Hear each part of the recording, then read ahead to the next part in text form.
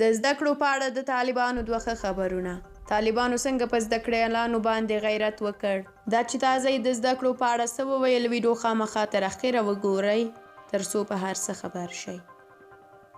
د افغانستان اسلامي امارت د پوهنې وزارت سرپرست مولوي نورالله منیر ویلي دي چې دوی د خپل مسؤلیت له مخې نجونو ته زده کړو اجازه ورکوي.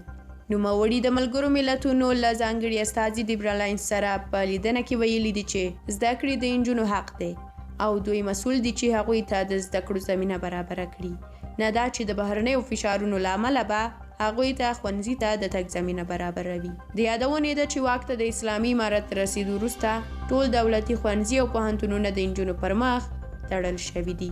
خو لوړو زده کړو وزارت ویلي دي چې دا چاره د اقتصادي ستونزو له امله ځنډېدلې ده، نه دا چې دوی هغوی ته د زده کړو حق او اجازه نه ورکوي. په ورته مهال د افغانستان اسلامي امارت د امر بالمعروف او نهي عن المنکر وزارت سرپرست ویلي دي چې په هیواد کې د نجونو د زده کړو پر وړاندې هیڅ ډول خنډ وجود نه لري.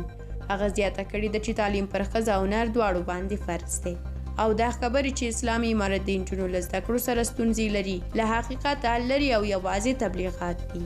شیخ محمد خالد دغه راز ویلي دي چې د هیواد په ټولو پوهنتونونو کې به د امر بالمعروف او نهي عن المنکر یوه څانګه پرانیستل شي او یا د څانګه به خلکو ته په اړوند برخه کې ځینې لازمې لارښوونې کوي. د یادونې ده چې وړاندې تر دې د پوهنې وزارت وینا ویلي وو چې تر راتلونکو 15 ورځو پورې به په ګرمسیر ولایتونو کې د پوهنتونونو دروازې د وروستیو سمسترونو د زده کړیالانو پر مخ پرانیستل شي. درنو لیدونکو له تاسو هم ډیره زیاته مننه کوم چې ویډیو مو تر اخره ولیده. تاسو د طالبانو د دغه اقدام په اړه څه نظر لرئ؟ خپل نظر، انتقاد او پیشنهاد مو په کومنټ کې ولیکئ. موږ ستاسو کومنټونه لولو. تر بیا یو بلې ویډیو د خدای په امان. خبر